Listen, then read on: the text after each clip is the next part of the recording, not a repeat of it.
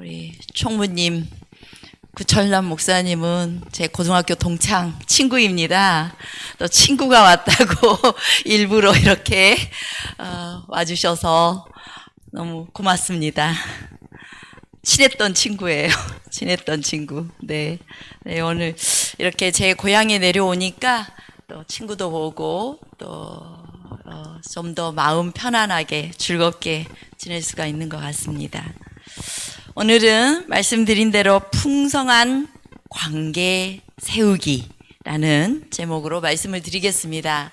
제가 이 풍성이라는 단어를 좀 더 다른 말로 바꾸면 행복이라는 단어로 바꿀 수가 있어요. 예수님께서 이 땅에 오신 것은 우리를 영원히 살게 하시고 생명을 주실 뿐만 아니라 풍성하게 하기 위해서 오셨다라고 말씀하고 계시거든요. 그래서 예수님께서 회복시켜 주시고자 하는 그러한 관계, 그러한 삶에 대해서 또 우리가 살펴보겠습니다. 자, 하나님은, 우리 성경에 보여진 하나님은 몇 분이시죠? 하나님 몇 분이십니까? 예, 정확하게 말씀해 주세요. 한 분이세요? 한 분이라고 생각하시는 분? 예, 혼자 딱 드셨어요. 세 분이라고 생각하시는 분? 예, 세 분, 네, 다섯 분, 몇 분 드셨어요. 자, 그런데 성경이 말하는 하나님은 세 분이시고 한 분이십니다. 그렇죠? 세 분이고 한 분이세요. 그래서 여러분들이 그렇게 망설이는 겁니다. 자, 하나님은 세 분이고 한 분이에요. 분명히 성경에는 아버지 하나님이 보여요. 아버지 하나님이 계셔요. 그리고 또 아들 하나님이 계시는데 그 아들 하나님을 우리는 누구라고 그래요? 예수님 이렇게 부릅니다. 예수님. 그리고 성령 하나님이 계셔요. 근데 이 세 분이 한 분이시래요. 이해했어요, 여러분들? 세 분이 한 분인데 어떻게 이해가 돼요? 근데 왜 이분들은 워낙에 이 세 분 하나님은 원래부터 계신 분이어서 우리가 이 하나님에 대해서 설명하려고 해도 설명할 수 없어요. 근데 성경에 분명히 아버지 하나님도 계시고 아들 하나님도 계시고 성령 하나님도 계시는데 그분의 이름을 여호와라고 하고 하나님이라고 하니까 세 분이신데 한 분이시구나, 그렇게 이해할 뿐이에요. 성경에서 설명한 대로. 그런데 왜 이 하나님은 세 분이면서 한 분이셨을까? 이 하나님을 설명하기 어려워서 신학적 용어로 정리한 것이 삼위일체, 삼위일체 하나님이라고 그렇게 말하고 있습니다. 자, 그런데 성경에 하나님은 한 분이고 세 분이신데 이 하나님을 딱 한 단어로 설명하고 있어요. 하나님은 무엇이라? 뭐라고 설명하고 있죠? 예, 사랑이시라. 요한에서의 하나님은 사랑이시라. 이렇게 정의하고 있어요. 자, 그러면 왜 하나님이 딱 한 분만이, 한 분 하나님이면서 한 분만이 아니냐면, 사랑은 혼자 할 수 있습니까? 없습니까? 절대로 혼자서 할 수 없는 것이 사랑입니다. 사랑은 둘 이상 있어야만 사랑이 가능해요. 그래서 이 세 분 하나님을 사랑이시다라고 표현할 때는 적어도 본래부터 스스로 계신 그 하나님은 둘 이상의 관계를 맺으시는 하나님이라는 말이 내포되어 있는 거예요. 하나님은 사랑이심이라, 이 말 속에는 전제가 둘 이상이어야 되는 것입니다. 그래야만 이 사랑이라는 단어가 온 몸으로 다 설명이 되어지기 때문인 것입니다. 자, 어쨌든 성경은 하나님은 사랑이시다라고 말씀하고 계세요. 그리고 하나님께서 이제 이 땅에 오셔서, 지구에 오셔서 이제 사람을 창조하는데 누구를 쏙 담게 창조하셨어요? 하나님의 형상을 따라 사람을 창조하셨습니다. 하나님의 형상을 따라 창조했더니 한 명으로 창조했어요? 어떻게 창조했어요? 자, 우리 창세기 1장 27절 읽어보겠습니다. 같이 읽겠습니다. 시작. 하나님이 자기 형상 곧 하나님의 형상대로 사람을 창조하시되 남자와 여자를 창조하시고, 하나님께서 남자하고 여자를 창조하셨는데 그들을 하나님의 형상대로 창조하셨다라는 거예요. 그러니까 이 사람을 창조할 때도 몇 명으로 창조했어요? 둘로 창조를 한 것입니다. 두 사람으로. 그리고 이 두 사람을 하나님께서 짝지어 주신 것이 돕는 배필로 그들을 짝지어 주셨어요. 부부로 짝지어 주신 것입니다. 이제 하나님께서 에덴 동산에서 사람의 독처하는 것이 좋지 못하니 내가 그를 위하여 돕는 배필을 지으리라 하시고, 하나님이 남자와 여자를 창조하시고, 그리고 그들의 이름을 뭐라고 했더라? 사람이라고 했더라. 자, 사람이라는 이 단어가 히브리어로 뭐예요? 아담이에요. 맨 처음 에덴 동산에 있던 아담은 몇 명이었어요? 2명이었어요. 남자 아담하고 여자 아담이 있었던 거예요. 보통 우리는 아담과 하와를 창조했다고 하는데, 하와라는 이름은 창세기 3장에 나와요. 죄 지은 다음에 여자한테 이름을 따로 지어준 거예요. 하와라고. 그러기 전에 에덴 동산에서 아담이라는 이 사람이라는 이름은, 하나님이 지어주신 이름은 남자와 여자에게 주신 이름이에요. 사람이라 하셨더라. 제가 이 사실을 신학과를 졸업할 때까지 절대 이렇게 생각을 안 했어요. 근데 나중에 대총회 가정봉사 부장님께서 우리 재림교회가 가지고 있는 재림신학을, 가정신학을 강의하실 때 이 말씀을 다시 보게 된 거예요. 아, 남자 아담이 있었고 여자 아담이 있었던 거예요. 우리 하나님이 성부, 성자, 성령 하나님이 계신데 그분들의 이름을 뭐라고 그래요? 여호와 하나님이라고 그래요. 예수님도 여호와 하나님이세요. 하나님의 이름이 여호와세요. 마찬가지로 남자와 여자를 하나님의 형상으로 창조하시고 그들의 이름을 사람이라, 아담이라 그렇게 부른 것입니다. 그리고 두 사람이 서로에게 돕는 배필이 되도록 그렇게 하셨던 것입니다. 자, 그리고 나서 이제 이 돕는 배필이 되었던 이 사람들에게 주신 명령이 있어요. 어떤 명령을 내려요? 다 같이 읽어보겠습니다. 시작. 하나님이 그들에게 복을 주시며 그들에게 이르시되 생육하고 번성하여 땅에 충만하라. 땅을 정복하라. 바다의 고기와 공중의 새와 땅에 움직이는 모든 생물을 다스리라 하시니라. 자, 하나님께서 사람에게 주신 첫 번째 명령이 너 생육하고 번성해서 온 땅에 충만해서 그 모든 것 다스리라, 이렇게 명령하셨어요. 자, 이제 제가 중요한 주제를 하나 지금 계속 설명하려고 하는데, 하나님의 형상대로 창조된 남자와 여자가 이제 자녀를 낳아서 온 땅에 충만하라고 한 거예요. 우리가 결혼을 하게 되면 당신 쏙 닮은 아기를 낳고 싶어, 이런 마음이 그냥 생겨요. 사랑하게 되면. 그렇죠? 그래서 누가 시키지 않았는데 자식을 낳아요. 자식 없는 분들은 나 자녀 하나 갖고 싶다.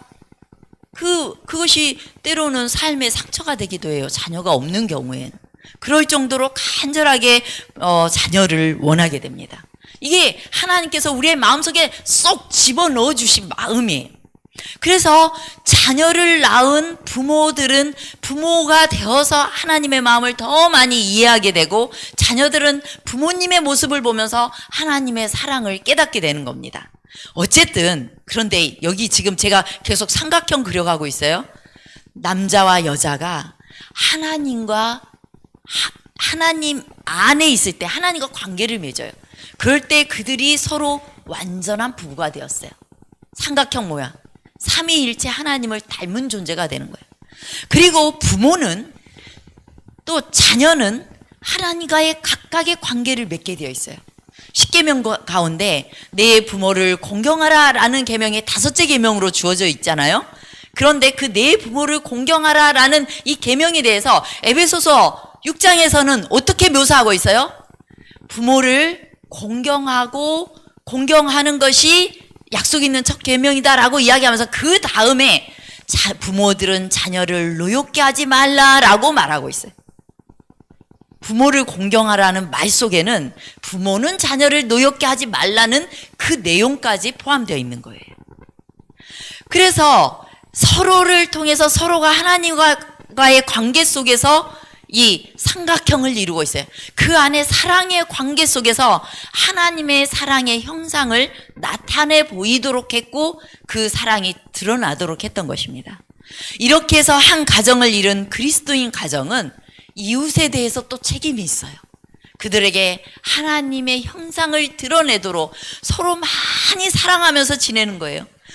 그들이 서로 하나님과의 관계를 맺을 때 온 세상이 이런 사람들로 채워져서 하나님의 형상이 온 세상에 가득한 세상이 되는 것이 하나님의 꿈이었던 것입니다.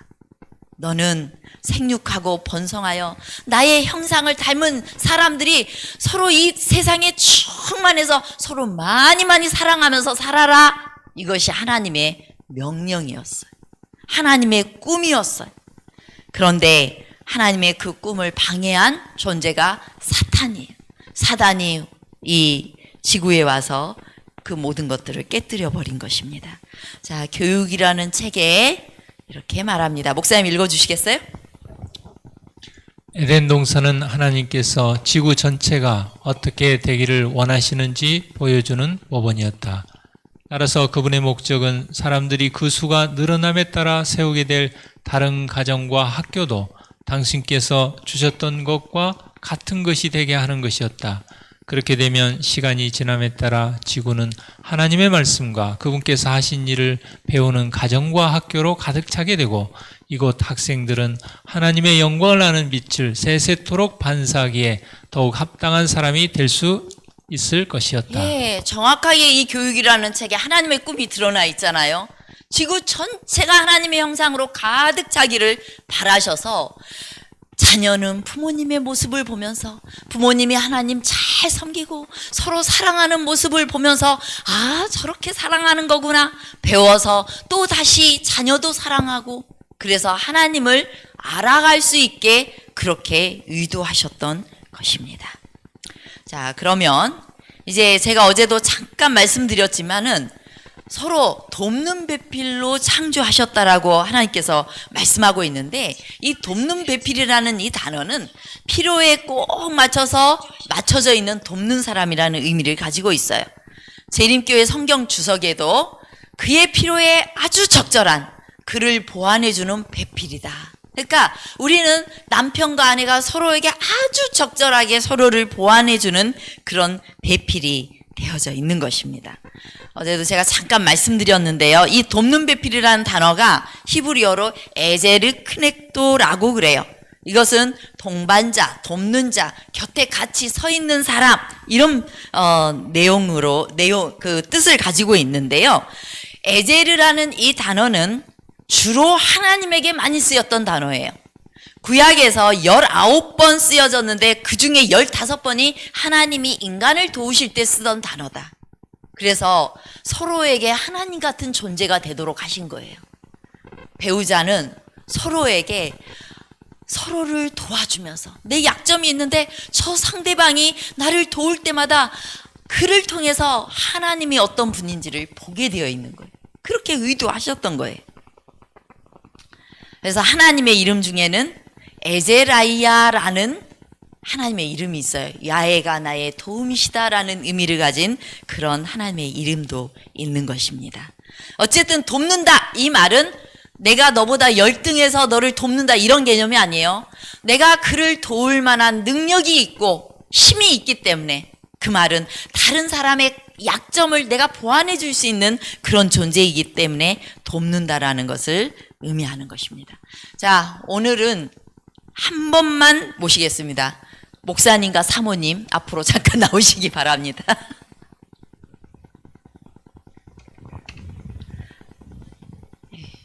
후딱 나와주세요. 뭘 찾으십니까, 목사님? 필요 없어요, 다른 거. 아, 마스크. 자, 두 분이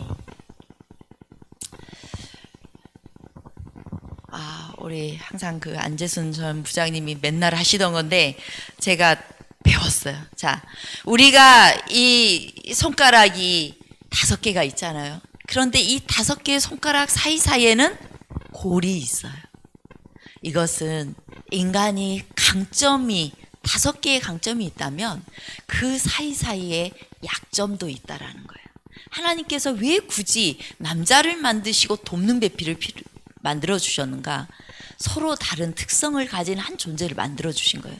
두 분이 서로 강점들을 가지고 있지만 이렇게 서로 이렇게 서로 좀 보세요. 네, 그렇게 아니 깍지 끼지 말고. 자, 우리는 보통 결혼을 할 때 난 당신의 이런 점이 참 좋아요. 강점만 막 보이는 거예요. 그래서 저 사람 너무 멋있어. 내가 이 사람하고 살면 참 잘 살 수 있을 것 같은 거예요. 그래서 이렇게 상대방을 보고 이야 기대하면서 그 사람과 결혼을 하게 돼요. 그런데 그렇게 계속 나 당신 이거 해줘, 당신 이거 잘하니까 이거 해주세요 하고 하면서 이렇게 계속 강점만 나한테 잘해주는 것만 바라보고 살다가는 이 가정이 쉽게 무너져 버려요. 그런데 서로 이제 한번 깍지를 껴보세요. 하나님께서 처음 창조하실 때에는 돕는 배필로 창조했어요.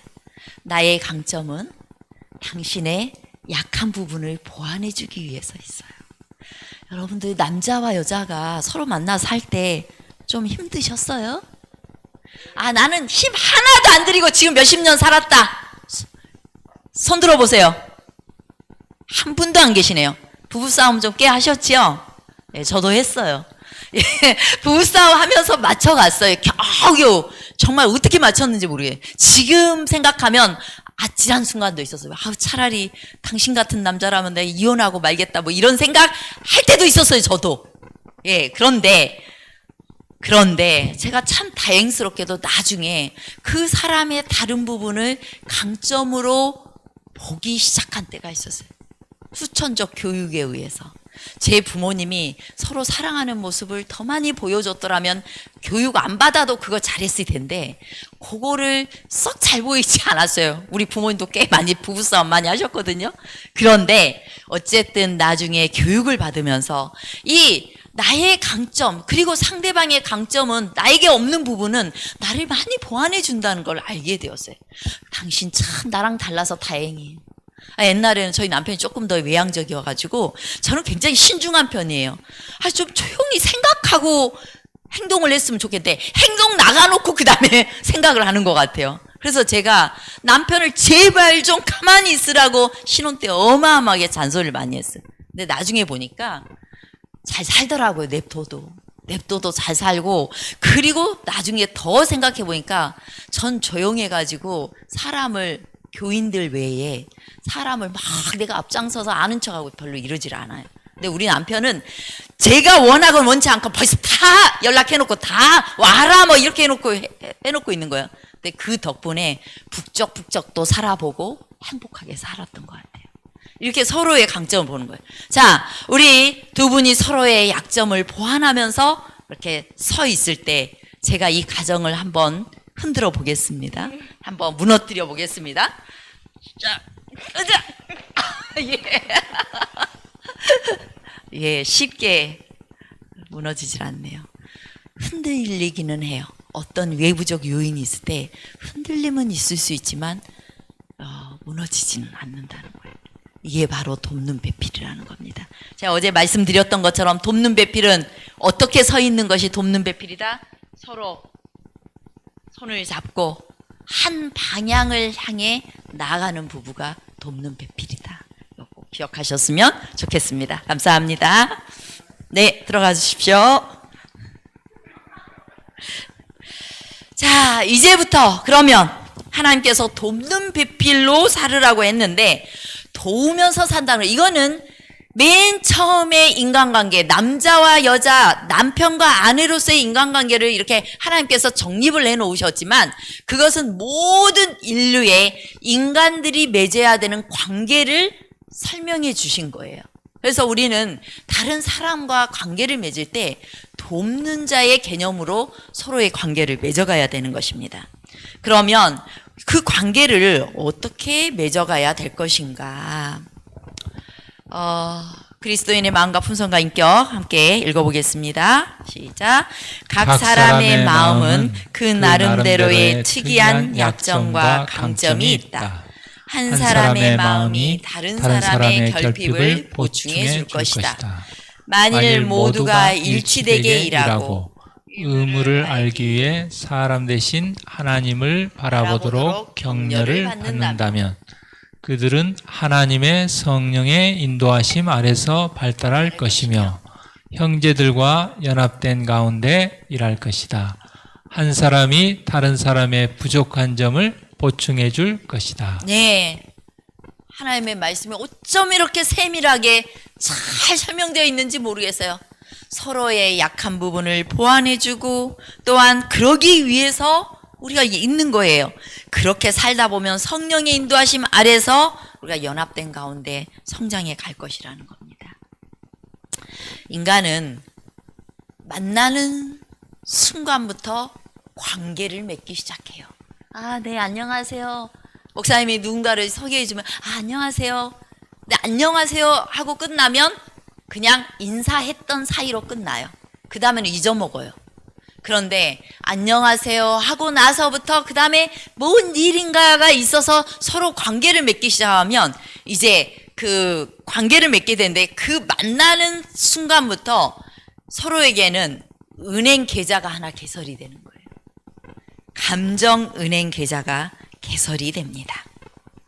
그 감정 은행 계좌에는 이제 우리가 보통 은행에 돈이 많이 있으려면 어떻게 하면 돼요?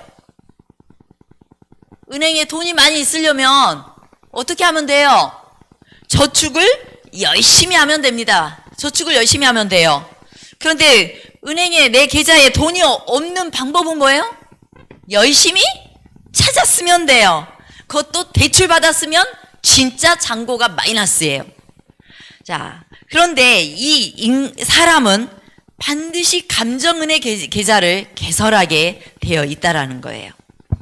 이 성경에 보면 되게 재미있는 이야기가 하나 나와요. 창세기에 요셉이라는 총리를 통해서 하나님께서 미리 계시를 주셔가지고 애굽 땅에 7년 동안 흉년이 올 텐데 그 7년간의 흉년 이전에 7년간의 풍년이 올 것이다. 그러면 그때 이 요셉이라는 원래 종이었지만 애굽 바로 왕에게 꿈으로 나타나서 그 요셉을 불러다가 어쨌든 그 꿈을 해석하게 해요. 그래서 요셉이 제안했던 방법이 이 방법이에요. 자, 읽어주시겠어요, 목사님?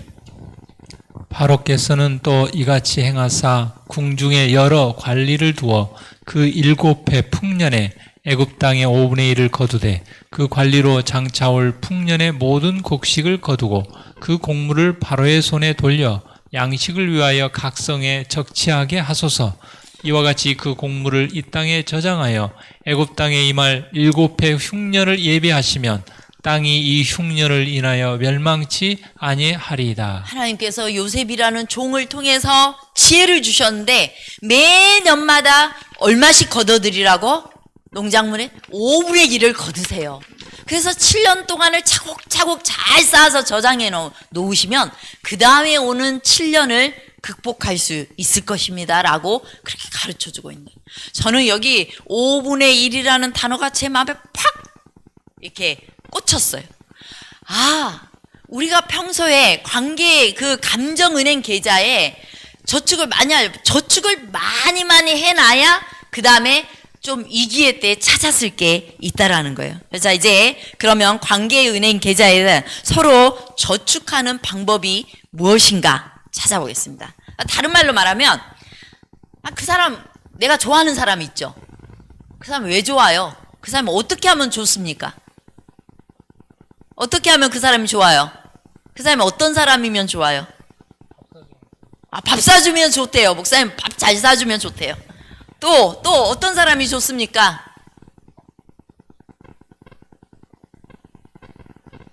예? 말 잘 들어주는 사람 좋은가요? 네, 말 잘 들어주는 사람 좋아요. 또 어떤 사람이 좋아요? 예? 그냥 좋은 사람도 있어요. 아, 그냥 좋은 사람도 있어요. 왜 그냥 좋죠? 예, 사랑에 빠지면 그냥 좋을 것 같습니다. 자, 어쨌든 이 관계은행 계좌에다가 뭔가 저축을 하는 하나의 방법은 첫째, 상대방을 잘 이해해주는 사람이어야 돼요. 잘 이해해준다는 말은 다른 말로 말을 잘 들어주는 사람이에요. 오늘 한 친구가 저한테 전화 왔어요. 내가 꿈을 꿨는데 너가 나랑 같이 있다가 어떤 순간에 너가 저기로 가더니 사라져 버렸대요. 그래서 너무나 마음이 아팠대요. 근데 이 친구의 이야기를 좀 들어보니까 요즘 마음에 인간에 대한 많은 실망과 심리적인 압박이 있었어요. 믿었던 사람, 또 한 번 믿어보는 사람들에게 내가 그를 믿고 뭔가를 이야기하면 반드시 어떤 배신감으로 이렇게 돌아오더라는 거예요. 그런 것 때문에 이제는 누구한테 말도 하기 싫고, 그 다음에 그러고, 그리고 또 내가 말을 또 믿고 이렇게 했으면은, 혹은 자기가 뭔가 실수를 했는데 그 사람이 아이고 그렇게 하면은 이러지 하고 아주 매섭게 딱 말을 해버리더래. 그러면 다시는 뭔가 어떤 일도 할 용기가 생기지 않더라는 거예요. 여러분 한 번쯤은 다 경험해 보셨을 거예요. 우리는 옳은말 잘하는 사람들이 있어요. 옳은말을 잘하는 사람은 자기는 의도는 좋았어요. 옳은말이니까 해주는데 사람들을 엄청 상처 줄 가능성이 높아요. 내가 옳은말이어서 옳은말 했는데 굉장히 위험해요. 나는 틀린 말은 절대 안 해. 이런 사람들 정말 위험해요. 옳다라고 상대방이 뭔가를 막 이야기하는데 그건 당신이 틀렸구만 뭐 이렇게 이야기해버리면 정말 하나도 위로를 받지 못해요. 그런 사람하고는 상종하기가 싫어지는 것입니다. 상대방의 말을 들을 때는 제가 이제 말 잘 듣는 방법에 대해서는 이제 다른 날 말씀드릴게요. 그 상대방의 말을 그랬어. 아이고 많이 힘들었겠네. 그래 그 상황에서 정말 답답했겠다. 아이고 화났겠네 진짜. 열받아서 어떻게 참았어? 이렇게만 해주셔도 저 사람은 정말 말 잘 들어준다 해서 또 말하고 싶을 거예요. 또 만나고 싶어질 거예요. 그렇게 할 때 관계가 좀 깊어져요. 특히 남자분들 이거 잘 못하셔요. 남자분들은 보통 사실을 이야기하는데 아주 급급해가지고 그냥 심지어는 부인이 어디 가서 누구 때문에 열받아 죽겠는데 당신이 이래서 그땐 그렇게 했으면 안 되지 이렇게 해버리면 그날로 부부싸움 날 수 있겠죠? 네, 잘 들어주셔야 돼. 그 다음에 또 뭐 서로 친절하게 해주고 또 예의를 지켜주고 존경해주면 뭐 아주 뭐 관계가 좋아지겠죠? 인사 잘해주고 손잡아주고 그리고 뭐 내가 저 사람 배려해서 뭔가를 해주면 관계가 좋아지는 거예요. 목사님 열심히 청소 좀 해요? 집안 청소? 네. 사모님 부탁 안 했죠? 설거지만 부탁하신 거죠? 아니에요? 예. 어쨌든 어느 날 청소를 해주면 아마 좋아질 거예요. 저희 교회 장로님이 굉장히 유교적인 장로님이 한 분 계시는데 그 장로님이 굉장히 딱딱하셨던 분인데 지난주에 서로 사랑을 좀 표현해 보라고 했어요. 근데 아내를 위해서 요리를 열심히 해준대요. 맨 처음에는 전혀 하지 않았는데 이렇게 세월이 흐르면서 하나님에 대해서 더 많이 알아가면서 이 아내에 대한 애틋함과 사랑이 더 발전해 가는 거예요. 그러면서 아내가 힘들겠다 하면 얼른 밥 해주고 뭐 이렇게 한다는 거예요. 저는 그게 바로 재림 성도의 가정에서 일어나는 일들 같아요. 본래는 참 유교적이었던 분들도 예수님을 보면서, 예수님은 우리를 위해서 기꺼이 앞치마를 두르신 분이거든요. 앞치마를 두르고 제자들에게 뭐 해줬던 분이에요? 아침상 차려줬던 분이거든요. 발을 씻겨줬던 분이시거든요. 그런 예수님을 스승으로 모셨기 때문에 우리는 그렇게 서로를 배려해주면서 살아가는 거예요. 그리고 뭐 약속을 잘 지킨다거나 뭐 그렇게 하는 거는 이 관계은행 계좌에 저축을 하는 일들이에요. 자, 그리고 저축하기에 가장 좋은 또 하나의 방법이 있는데 자리에 없는 사람 칭찬해 주는 거예요. 어떻게 하냐? 1, 2, 3 칭찬법이라는 게 있는데, 사람들하고 이렇게 대화하다 보면 내 자랑 막 하고 싶잖아요. 내 자식이 얼마나 잘 되고 내가 그때 어떻게 했는 줄 알아? 뭐 이런 말 하고 싶잖아요. 그런데 상대방과 이야기할 때는 내 칭찬은 한 개만, 많이 봐도 한 개만 하시라는 거예요. 내 칭찬 한 개 할 때 상대방에 대한 칭찬은 2개를 해주라는 거예요. 아, 내 자식도 잘 됐는데, 근데 당신 자식은 어쩜 그렇게 잘 됐어? 나 당신 볼 때마다 놀라워. 하면서 2개는 칭찬을 해주라는 거예요. 그래야, 아, 나 저 사람 참 좋은 사람이다, 이런 소리 들어요. 내 칭찬만 2개를 하고 그 사람 칭찬 하나도 않고 있으면, 아유, 저 사람 맨날 자기 자랑만 하고 다시는 대화하고 싶지 않아요.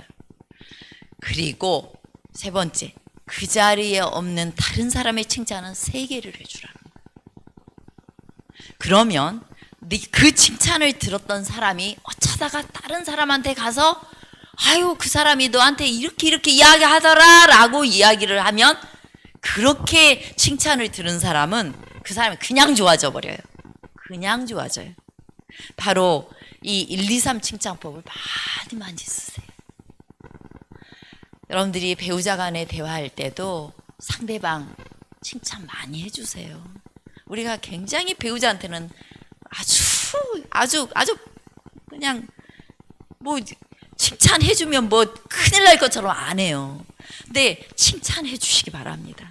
그리고 밖에 나가서 아우 우리 남편 때문에 열받아 죽겠어 이것만 하지 마시고, 그냥 근데 우리 남편 이런 부분 참 노력한다고 이야기해 주세요. 그러면 그 소식이 들어갈 때 더 잘할 수 있게 될 것입니다. 그 다음에 상대방에게 뭔가 기대하는 상황을 명확하게 말해주는 거예요. 여보, 청소 좀 해주세요. 이렇게 이야기할 때 싹 우리 남편 청소를 쫙 해요. 청소 다 했어. 근데 제 눈에 보면은 구석구석 먼지 보이고, 내가 청소하라는 말 속에는 쓸고 닦고 그 다음에 이렇게 손걸레질도 하라는 의미가 담겨 있는데 절대 못 알아들어요. 그래서 청소기 씩 돌리고 나면 청소 다 금방 5분 안에 끝내. 5분 안에. 그럴 때 제가 틀림없이 옛날에는 잔소리를 했어요. 아우 여보, 여기도 있고 이것도 있고 이것도 있잖아. 그럼 그 다음에는 안 해줘요. 어느 날 제가 이제 손님이 오니까 유부초밥을 좀 바쁘니까 좀 당신이 좀 싸주세요 했어요. 근데 손이 얼마나 야무지겠어요? 이 유부초밥을 쌌는데 헐렁헐렁하게 이상하게 싸놓은 거예요. 아 여보 이게 뭐야 하면서 막 쑤셨어요. 다시는 그 후로는 유부초밥을 절대 안 싸줘요. 제가 고맙다고 말할 걸 그랬어요. 어쨌든 명확하게 여보 쓸고 닦아주세요. 쓸고 닦아준 다음에 그것이 되었으면 그냥 고맙다라고 말해주면 되는 것입니다. 정말 그것을 원한다면 알아서 해주기를 기대하지 말아주세요. 알아서 해주기를 기대하고 있으면 상대방 뭔 말인지 몰라요. 그래서 구체적으로 말해주는 것이 필요한 것입니다. 그리고 미안한 일 있으면 빨리빨리 사과해야 됩니다. 혹시 자녀들 가운데 내가 우리 아이한테 참 미안했던 거 있으면 사과하시기 바랍니다. 언젠가 10대 아이들을 대상으로 설문조사를 했는데 언제 부모를 가장 존경하는가 물었을 때 1위가 부모님이 나에게 사과할 때였대요. 사과할 때. 혹시 어린 시절에 이렇게 아이들에게 잘하지 못했던 거 있으시면 좀 꽤 많은 몇십 년이 흘렀지만 그때 내가 그렇게 했던 것에 대해서 정말 미안하다라고 말해줄 수 있으면 이 아이들의 마음에 있는 응어리진 마음들이 다 풀어질 수 있을 것입니다. 사과는 빠르게 하시면 좋겠습니다. 그리고 꼭 그렇게 말해줘서 고마워. 그렇게 너가 해주니까 내가 정말 행복하다는 느낌이 들었어. 이런 표현들을 많이 해줘야 돼요.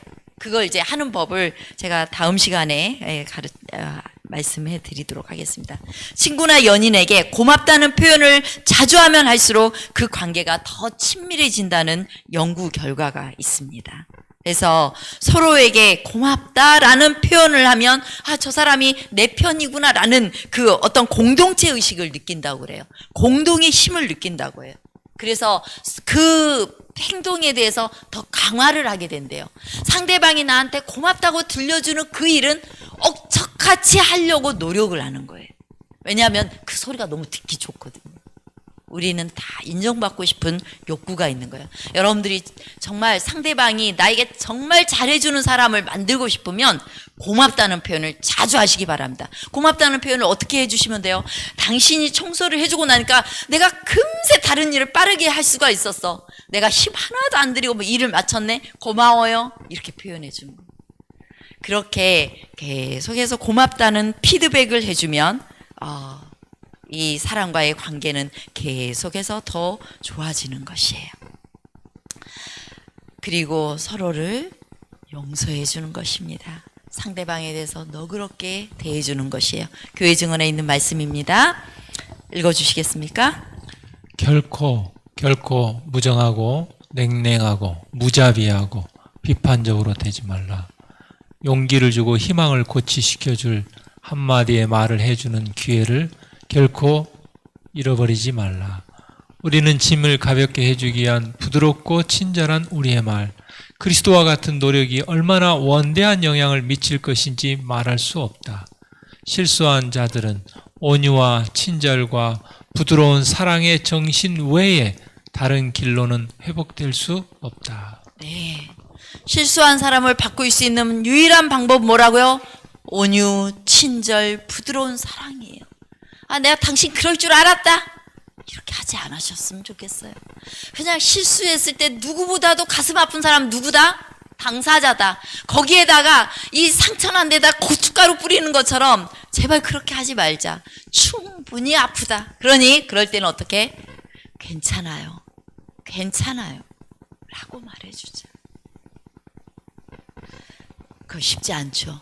어마어마한 훈련을 해야 그 일이 가능해요. 그 일이 가능하기 위해서는 우리가 하나님께 기도해야 돼요.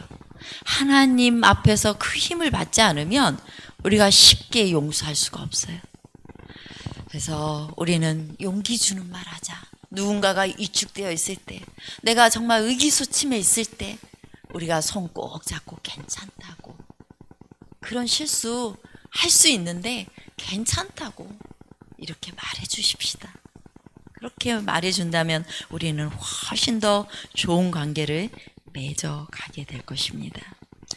자, 아이메시지 다음에 말씀드리겠습니다. 그 반대로 상대방의 계좌에서 인출하는 거 그냥 다 잘난 척하고, 상대방 내 그럴 줄 알아서 내가 너 아는데 너 이런 사람이야. 그리고 불친절하고 무시하고 약속을 어기고 그 사람 험담하고 비방하고, 그 다음에 알아서 해주길 바라고. 알아서 해주길 바라면 보통 관계가 많이 흐트러져요. 자만하고 거만하고 또 고맙다는 말 한마디 할 줄 모르고 서로 용서하지 않고 원한을 품는다면, 그리고 당신이 이랬어, 당신이, 이런 유 메시지를 많이 사용할수록 이 계좌에서 많은 걸 꺼내 쓰는 것이 된다라는 거예요. 자, 그런데 중요한 원칙이 하나 있는데요. 5대1 원칙이에요. 존 고트만이라는 심리학 교수님이 이런 이야기를 했어요. 결혼이 유지되기 위해서는 부부 사이에 부정적인 반응이 하나 있을 때마다 적어도 긍정적인 5개의 반응이 있어야 한다. 이게 무슨 말이냐면, 보통 우리가 이제 저축을 100만 원 하면 우리는 100만 원 찾아 쓰고 거기다 이자까지 붙여서 찾아 쓸 수 있잖아요. 그런데 관계은행 계좌에는 그 계산법이 틀려요. 그 사람에게 5개를 저축해 주어야만 내가 하나를 꺼냈을 때 그것이 겨우 본전치기가 된대요. 그게 5대1 법칙이에요. 칭찬 5번 할 때 내가 그 사람에 대해서 좀 안 좋은 소리 한마디 하는 것도 그냥 쌤쌤이 된다는 거예요. 서로 감정이. 보통 우리가 안 좋은 말에 대한 기억은 오래 가요. 여러분들 이제 살아온 날 동안 좋은 일도 많이 있었을 텐데, 그 사람이 나한테 잘해준 것도 많이 있었을 텐데 기억에 남는 건 뭐예요? 나 상처 줬던 일만 기억에 남아요. 나는 제가 임신했을 때 귤 먹고 싶다고 했는데 우리 남편이 싱싱하지도 않은 귀찮다고 오렌지 사다 줘가지고 한 10년 이상 울고 먹었던 것 같아요. 여러분 다 그런 경험 있으실 거예요. 예, 한 번 상처받으면 오래 가는 거예요. 그렇기 때문에 반드시 상대방에게 아이 메시지로 당신이 이걸 이렇게 하니까 내가 좀 힘들었어. 당신이 이렇게 해줬으면 좋겠어. 라고 말하고 싶은 것이 굉장히 순화돼서 말을 한다 해도 그 말을 내가 그 사람에게 5번 이상 칭찬해 준 게 없으면 그 말 할 생각하지 말아라. 그러니까 안 좋은 말은 잠시 참아라. 불만이 있을 때는 잠시 참고 그 사람한테 적어도 6개는 해놓고 그리고 그 사람한테 요청할 말을 한마디 하면은 조금 남는다. 이거 꼭 기억하시기 바랍니다. 그래서 여러분들에게 숙제를 좀 내드리고 싶어요. 여러분들끼리 오늘 집에 돌아가시면은 여러분 가족 간에 기어이 그 사람의 강점을 5개는 찾아가지고 6번의 칭찬을 해주고 오기. 내일까지 숙제를 좀 내드리도록 하겠습니다. 자, 지금 이 시간 옆에 계신 분과 잠깐 작업을 하겠습니다. 둘씩 짝지어 보세요. 둘씩.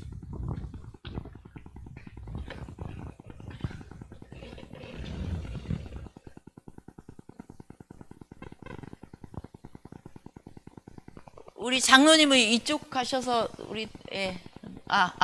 네네, 짝꿍이 오시는군요. 네, 감사합니다. 자, 이제 두 분이 서로 마주 보세요. 마주 보세요. 저 보지 마시고 마주 보시기 바랍니다. 마주 보시고 상대방의 강점 아니면 나는 너가 이런 부분이 참 좋아라고 3가지만 이야기해 주시기 바랍니다. 서로에게. 지금부터 시작.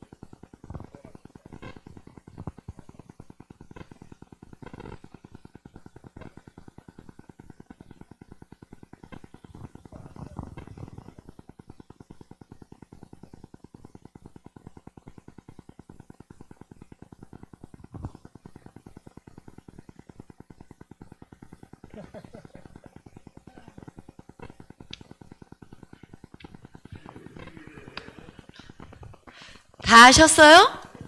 벌써요? 평소에 준비하신 것처럼 벌써 끝냈어요? 아직 제가 검사해도 돼요? 벌써요? 제대로 안 해주신 거 아니에요? 공개적으로 할 수 있는 기회를 좀 드릴까요? 예. 자, 우리 서로에게 이런 말들을 많이 해주셨으면 좋겠어요. 우리 마지막으로 읽고 한 이야기 하고 마치겠습니다. 상처받은 사람에게 치료하는 향유가 될 수 있는 믿음과 용기의 말을 하라.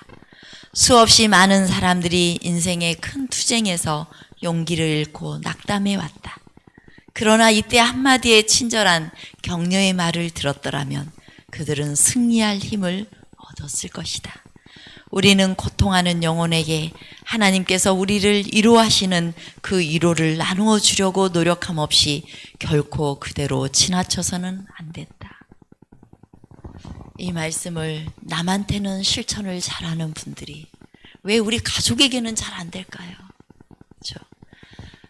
내 배우자는 내 가장 가까운 이웃이에요. 내 몸을 내 몸처럼, 내 이웃을 내 몸처럼 사랑하라는 그 계명 중에 있는 가장 첫 번째 이웃이 나의 배우자고 나의 자녀고 나의 부모인 것입니다. 그러니 우리 가족에게 치료가 되는, 치료하는 향유가 되는 그런 믿음의 말, 용기의 말. 이 말이 어렵거든. 칭찬이라도 해주세요. 칭찬, 격려, 이런 표현을 많이 해주셨으면 좋겠습니다. 한 이야기 하고 마치겠습니다. 이혼을 극복한 어느 남편의 이야기. 저는 결혼 8년 차에 접어드는 남자입니다. 한 3년 전쯤에 이혼의 길을 심각하게 겪었습니다. 그 심적 고통이야 경험하지 않으면 말로 못하죠. 제 경우는 딱히 큰 원인은 없었고 아내 입에서 이혼하자는 얘기가 심심치 않게 나오더군요. 저도 회사 생활과 여러 집안일로 지쳐있던 때라 맞받아쳤고 순식간에 각방 쓰고 말도 안 하기 시작했습니다. 대화가 없으니 서로에 대한 불신은 갈수록 커갔고요. 사소한 일에도 서로가 믿게만 보이기 시작했죠. 암묵적으로 이혼의 타이밍만 잡고 있었습니다. 어린 아들도 눈치가 있는지 언제부턴가 시무룩하고 또 짜증도 잘 내고 잘 울더군요. 그런 아이를 보면 아내는 더 화를 불같이 냈습니다. 저도 마찬가지였고요. 아이가 그러는 것이 우리 부부 때문에 그런다는 걸 뻔히 알면서도 저는 가끔 외박도 했어요. 그런데 바가지 긁을 때가 좋은 때라고 저에 대해 정내미가 떨어졌는지 외박하고 들어가도 신경도 안 쓰더군요. 어쨌든 파국으로 치닫는 상황이었습니다. 그러기를 몇 달, 하루는 퇴근길에 어떤 과일 아주머니가 떨이라고 하면서 귤을 사달라고 간곡히 부탁하길래 사서 집으로 들어갔습니다. 주방 탁자에 올려놓고 욕실로 바로 들어가 씻고 나오는데 아내가 내가 사온 귤을 까먹고 있더군요. 몇 개 까먹더니 귤이 참 맛있네 하면서 방으로 쓱 들어가더군요. 순간적으로 하나의 생각이 떠오르더군요. 아내는 결혼 전부터 귤을 무척 좋아했다는 것과 결혼 후 8년 동안 내 손으로 귤을 한 번도 사들고 들어간 적이 없었던 거죠. 뭔가 큰 깨달음이 있었습니다. 예전 연애할 때 길 가다가 아내는 귤 자판상이 보이며 꼭 1,000원어치 사서 핸드백에 넣고 하나씩 사이좋게 까먹던 기억이 나더군요. 저도 모르게 마음이 울컥해져서 제 방으로 들어가 한참을 울었답니다. 시골집에 어쩌다 갈 때는 귤을 박스째로 사들고 가는 내가 아내에게는 8년간이나 몇백 원 안 하는 귤 한 개 사주지 못했다니 마음이 그렇게 아플 수가 없었습니다. 결혼 후에 나는 아내가 좋아하는 것에 대해 신경을 전혀 쓰지 않게 되었다는 걸 알았죠. 아이 문제와 살기 바쁘다는 이유로 말이죠. 반면 아내는 나를 위해 철마다 보약에 반찬 한 가지를 만들어도 내가 좋아하는 것들로만 신경 많이 써줬는데 말이죠. 며칠 후에도 늦은 퇴근길 그 과일 자판상 아주머니가 보이더군요. 나도 모르게 또 샀습니다. 그리고 저도 까먹어 봤고요. 그리고 살짝 주방 탁자에 올려놓았죠. 마찬가지로 씻고 나오는데 아내는 이미 몇 개를 까먹었나 봅니다. 내가 묻지 않으면 말도 꺼내지 않던 아내가 이 귤 어디서 샀어요? 전철 입구 근처 자판에서 귤이 참 맛있네. 몇 달 만에 아내가 미소를 지었습니다. 아직 잠들지 않은 아이도 몇 알 입에 넣어주고 직접 가서 아이를 시켜서 저한테도 건네주는 아내를 보면서 부끄러움을 느꼈습니다. 뭔가 잃어버린 걸 찾은 듯 집안에 온기가 생겨남을 느낄 수 있었습니다. 다음 날 아침 아내가 주방에 나와 아침을 준비하고 있더군요. 제가 아침 일찍 출근하느라 사이가 안 좋아진 후로는 아침을 해준 적이 없었는데 그냥 가려고 하는데 아내가 날 붙잡더군요. 한술만 뜨고 가라고요. 마지못해 첫 술을 뜨는데 목이며 밥이 도저히 안 넘어가더군요. 주체할 수 없이 눈물이 나오기 시작했습니다. 아내도 같이 울었고요. 그리고 그동안 미안했다는 한마디 말을 하고 집을 나왔습니다. 부끄러웠다고 할까요? 아내는 그렇게 작은 일로 상처를 받기도 하지만 그보다 더 작은 일에도 감동받아 내게로 기대올 수 있다는 걸 몰랐던 나는 정말 바보 중에 상바보가 아니었나 싶은 게 그간 아내에게 냉정하게 굴었던 내 자신이 후회스러워 마음이 무거웠습니다. 이후 시간은 좀 걸렸지만 우리 얘기는 잘 해결되었습니다. 그 뒤로도 가끔은 싸우지만 걱정하지 않습니다. 귤이든 뭐든 우리 사이에 메신저 역할을 할 수 있는 것이 주위를 둘러보면 아주 많다는 것을 알게 되었으니까 말입니다.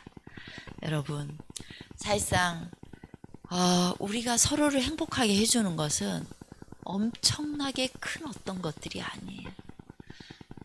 나보다는 상대방을 배려하고 상대방의 입장에서 배려하면서 그에게 말 한마디 건네주는 거, 그리고 그를 위해서 뭔가를 챙겨주는 거, 그런 작은 일들이 이 상대방을 통해 힘을 얻게 되는 것입니다.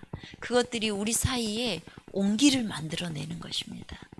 때로 정말 싫은 사람, 미운 사람을 향해서는 그렇게 하기가 쉽지 않아요. 근데 우리 속담 중에 미운 자식 떡 하나 더 준다는 말이 있잖아요. 정말 지혜로운 속담이에요. 그럴수록 더 좋은 긍정적인 행동을 할 때 그 관계는 풀어질 수가 있는 거예요. 여러분들이 이런 작은 노력들, 귤 하나의 노력을 하시면서 살아가시고 행복하게 사시기를 간절히 바라겠습니다. 네, 기도하겠습니다.